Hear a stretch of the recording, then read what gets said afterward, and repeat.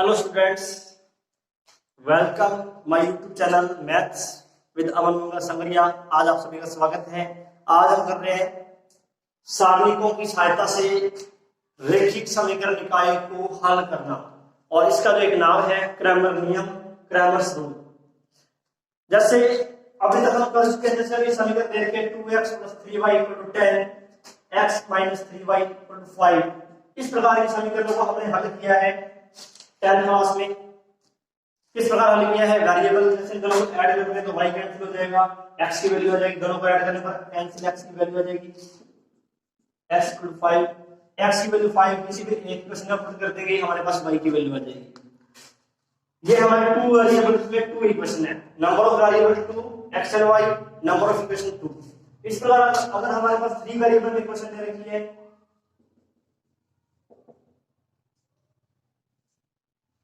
3 variable में equation है x y z, 3 variables 3 equation. इसको भी हम हल कर सकते हैं। पहले हम एक वेरिएबल का विलोपन करेंगे, एलिमिनेशन करेंगे, 2 वेरिएबल में हमारे पास इक्वेशन आएगी, फिर उनको हम इस प्रकार सोल्व करेंगे। लेकिन वो जो प्रोसीजर है काफी लॉन्ग हो सकता है, वो काफी लॉन्ग मेथड है। तो इसको इजी करने के लिए हमारे पास क्या है, using by determinants Cramer rules. Cramer ने हमें क्या बताया कि सारणिकों की सहायता से भी हम इस इक्वेशन को सॉल्व कर सकते हैं। कैसे सॉल्व कर सकते हैं देखते हैं इसको हम। पहले हम देख लेते हैं इसमें फर्स्ट पॉइंट, 2 चरों वाले रैखिक समीकरण, लीनियर इक्वेशन ऑफ 2 वेरिएबल।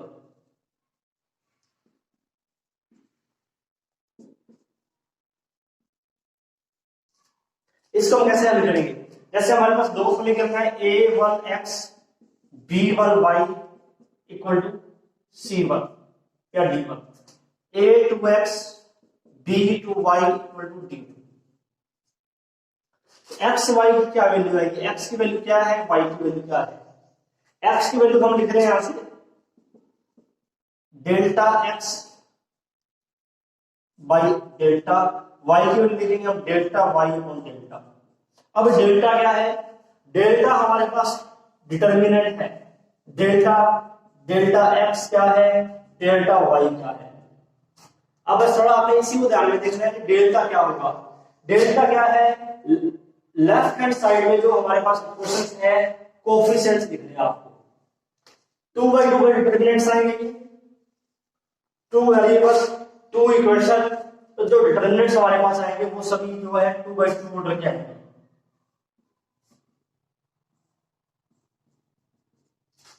अब फर्स्ट डिटरमिनेंट क्या होगा? पहला सारणिक डेल्टा क्या आएगा?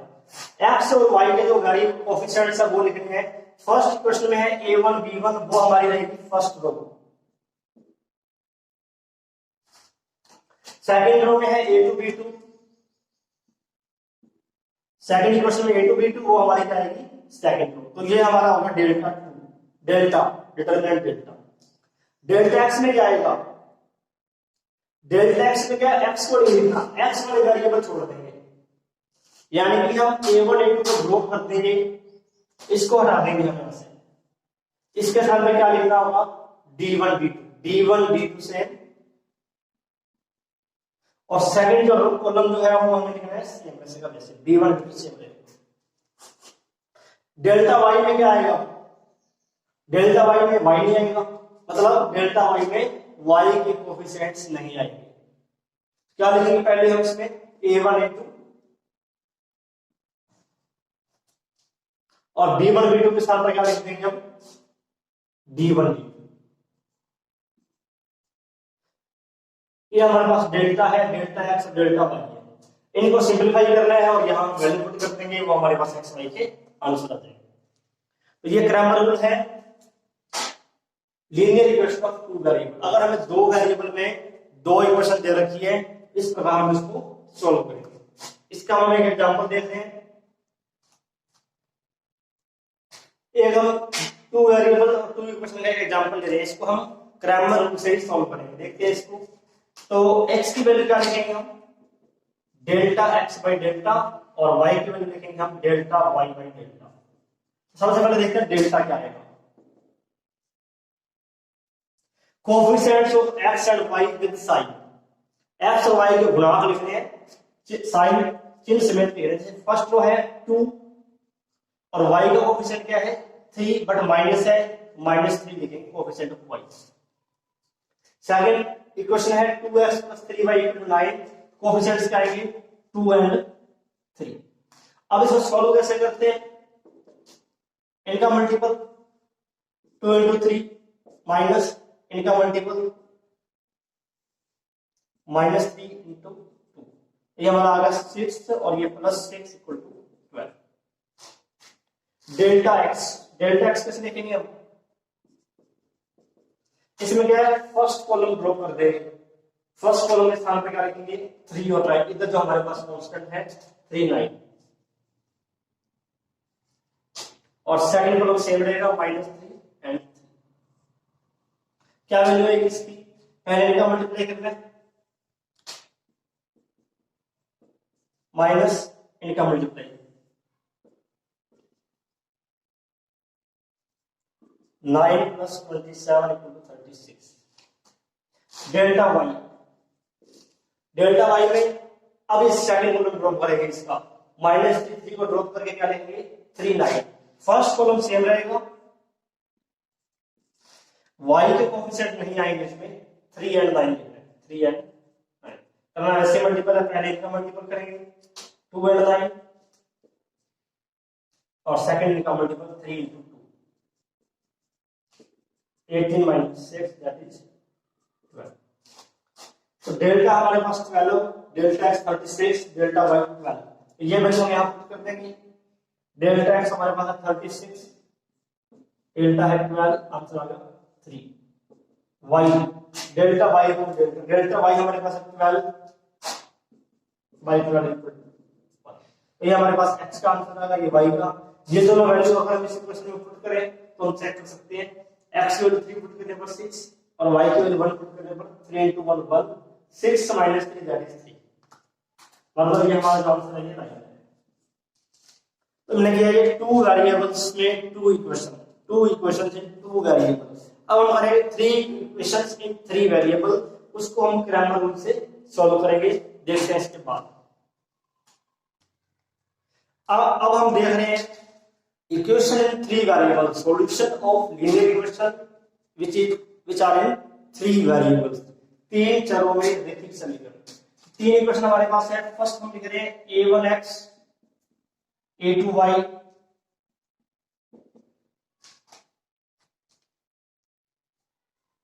a1x b1y c1z = d1। Second हम लिख रहे हैं a2x b2y c2z = d2, और थर्ड हम लिख रहे हैं a3x b3y c3z = d3। 3 equations इन 3 वेरिएबल। तो हमें x y और z की वैल्यू देखनी चाहिए, what is x y and z। x हमारे पास क्या होगा delta x by delta, y है डेल्टा y अपॉन डेल्टा, और z हमारे पास है डेल्टा z बाई डेल्टा। अब डेल्टा क्या है, डेल्टा x क्या आएगा हमारे पास, delta y delta z, 4 determinants हैं, इनके बारे में हमने लिखना है। डेल्टा क्या होगा, 3 वेरिएबल्स 3 इक्वेशन, तो सभी डिटरमिनेंट जो आएंगे 3 ऑर्डर के आएंगे, 3/3 ऑर्डर के। डेल्टा 3/3 का होगा, डेल्टा 1 भी 3/3 का है, डेल्टा 2 डेल्टा एक्स लिख रहे हैं इसको, डेल्टा वाई 3/3 और delta z that will be 3/3।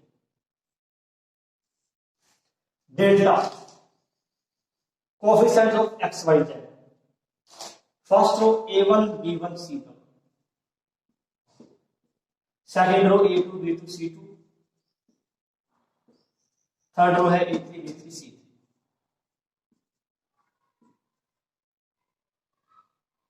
ये हमारे पास है first determinant delta, delta x delta y and delta Z.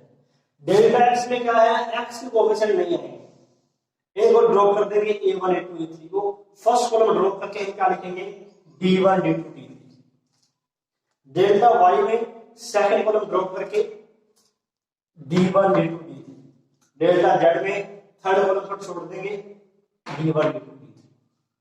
तो लिख रहे हैं हम डेल्टा एक्स, फर्स्ट कॉलम नहीं आएगा, फर्स्ट कॉलम को छोड़ देकर ये लिख रहे हैं हम D1 D2 and D3।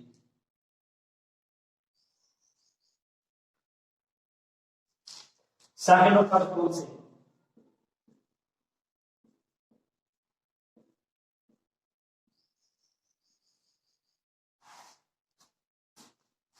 Delta Y, इसमें हमें वाई के कोएफिशिएंट ड्रॉप करने हैं। वाई के कोएफिशिएंट है b1 b2 b3, it means b1 b2 b3 को ड्रॉप कर देंगे, d1 d2 d3 हम लिख रहे हैं।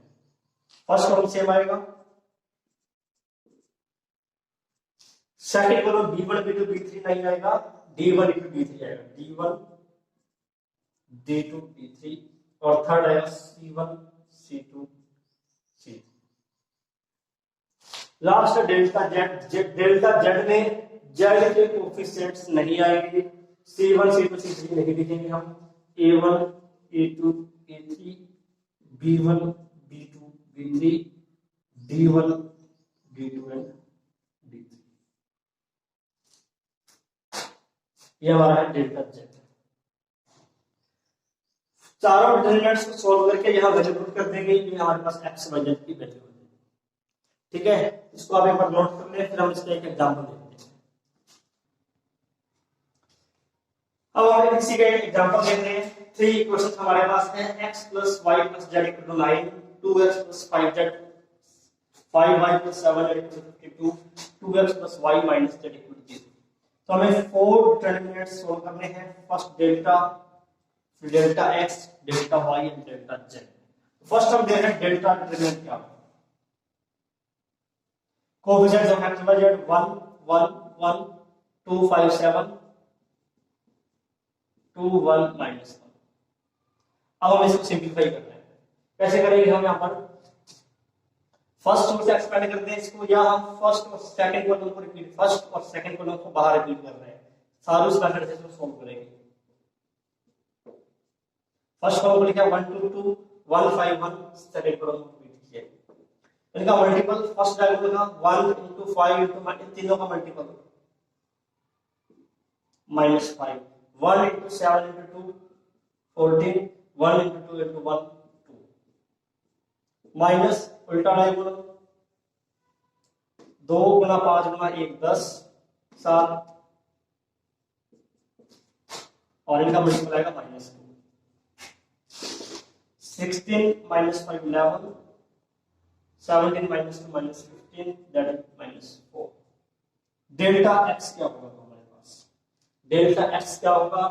फिर हम लिखेंगे डेल्टा y, और फिर हम लिखेंगे डेल्टा z। पहले हम इनको लिखते हैं क्या। डेल्टा x में क्या करना है हमें? x के कोएफिशिएंट्स नहीं आएंगे, मतलब 1 2 2 नहीं आएगा, क्या आएगा 9 52 0। फर्स्ट जो कॉलम इसका आएगा 9 52 0, बाकी दो कॉलम ये सेम रहेंगे 1 5 1 1 7 -1। डेल्टा y में y वाला कॉलम नहीं आएगा, 1 5 1 ये नहीं आएगा, इसमें 9 52 0 अगर इसके स्थान पर, तो 1 2 2 9 52 0 1 7 -1। डेल्टा z, डेल्टा z में क्या है? थर्ड कॉलम नहीं आएगा इसमें, 1 7 -1, यानी z के कोएफिशिएंट नहीं आएंगे। First column same, second 1 5 1, third इसमें आएगा 9 52 0। अब इसको सिंपलीफाई करते हैं।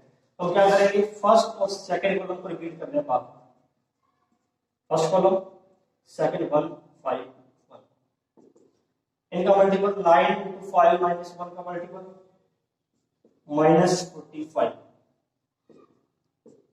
1 * 7 * 0 का मल्टीपल 0, 1 * 52 * 1, इन तीनों का मल्टीपल क्या आएगा? 52, माइनस साइन उल्टा मल्टीपल ये 0, 9 * 7 * 1 63, -1 52 + 1 -52, 7 माइनस 11 दैट इज माइनस, इसी प्रकार इसको 1 2 2 9 52 0, फर्स्ट डायगोनल माइनस 52, इनका मल्टीपल 9 इंटू 7 63, 63 इंटू 2 126, और थर्ड मल्टीपल 0, माइनस इनका उल्टा करेंगे 104 0 minus 18,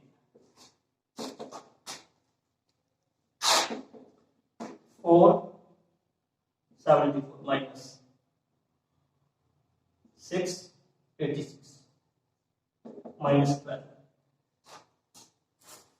delta Z first diagonal है 1 2 2, सेकंड है 1 5 1, इनका मल्टीपल क्या है 0, इनका आएगा 104 और ये आएगा 18, माइनस इनका मल्टीपल 45 इंटू 90, ये मल्टीपल जाएगा 52 और ये 0,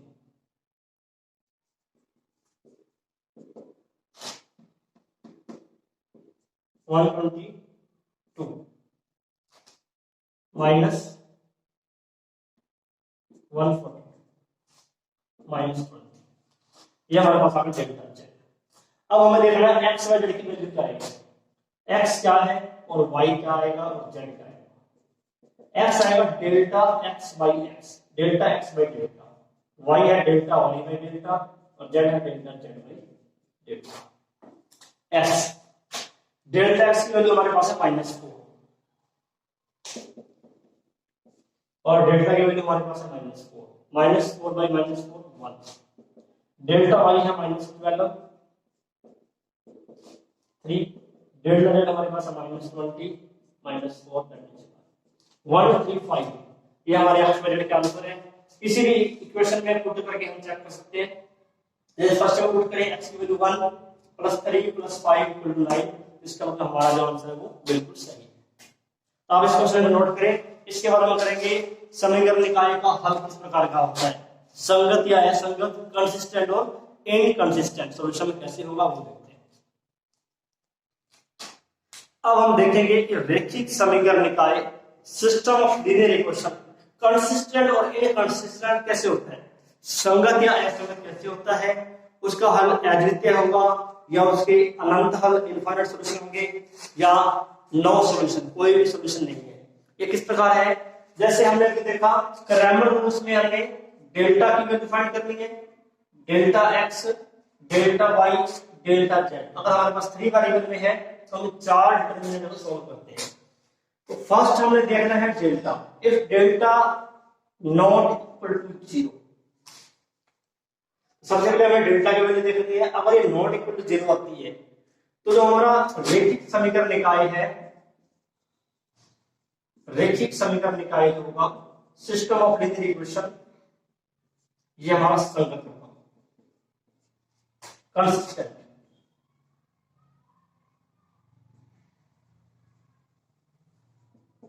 system of linear equation is consistent.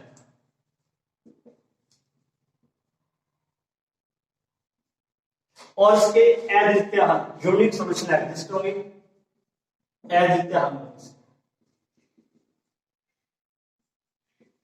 अद्वितीय हल से क्या मतलब है, one and only one solution, unique solution.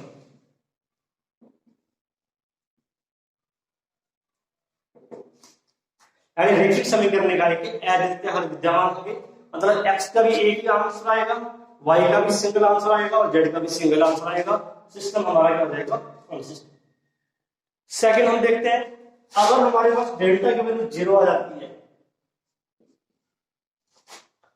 तो हमें delta x, delta y, delta z के मान ज्ञात करने हैं।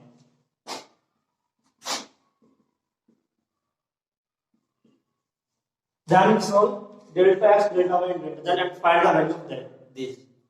अब इसमें भी दो क्वेश्चन पॉसिबल है। If all are equal to 0, या अगर इन सभी की वैल्यू 0 आ जाती है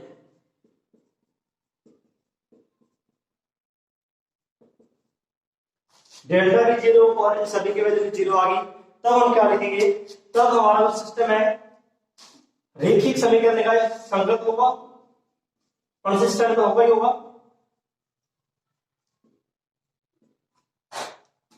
बट इसके infinite solution,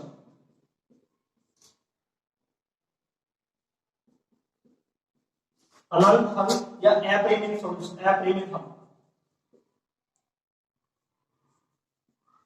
infinite number of solution.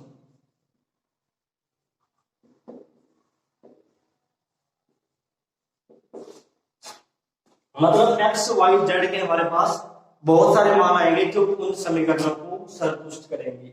और सेकंड है, अगर इनमें से कम एक नॉन जीरो है, यदि delta x, delta y, delta z में से at least one not equal to zero, कम से कम एक अशून्य है,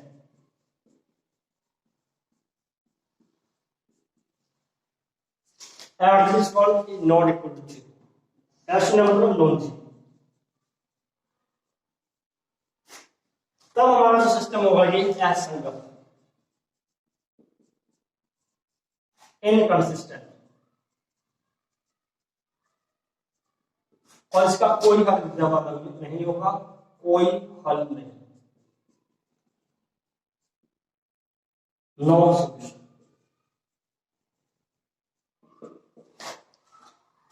सबसे पहले हमें डेल्टा की वैल्यू देखनी है, अगर ये नॉट इक्वल टू जीरो आ जाए तब सिस्टम कंसिस्टेंट है, संगत है, यूनिक सॉल्यूशन एग्जिस्ट है, अद्वितीय हल विद्यमान होंगे। अगर डेल्टा जीरो आ जाए तब हमें इनकी वैल्यू देखनी है, delta x, delta y, delta z की। इनमें भी हमें ये देखना है, अगर तीनों जीरो आ जाए तो कंसिस्टेंट है, इनफाइनाइट सॉल्यूशन होंगे और सिस्टम हमारा कंसिस्टेंट यानी कि संगत होगा। अगर इनमें से एटलीस्ट वन नॉन जीरो आ जाता है, या तो डेल्टा एक्स जीरो ना हो, या डेल्टा वाई जीरो ना हो, या डेल्टा जेड जीरो ना हो, तब हमारा सिस्टम होगा वो इनकंसिस्टेंट होगा, असंगत होगा और समीकरण निकाय का कोई भी हल विद्यमान नहीं होगा। इस प्रकार हम समीकरण निकाय की संगतता और असंगतता के बारे में जांच कर सकते हैं, ये सिस्टम कंसिस्टेंट है या इनकंसिस्टेंट है, वो हमें इन सभी की वैल्यू से पता लग जाएगा। क्वेश्चन में अगर अद्वितीय हल विद्यमान होगा तभी हम इसका सॉल्यूशन आगे फाइंड करते हैं। ठीक है, तो आपको अच्छी तरह के कुछ क्वेश्चन करें, क्रैमर रूल पर आधारित जो भी आपके पास बुक में क्वेश्चन है वो करें। अगर कोई क्वेश्चन में प्रॉब्लम है कमेंट बॉक्स में लिखें, और कल करेंगे हम, या नेक्स्ट पार्ट में जो हम करेंगे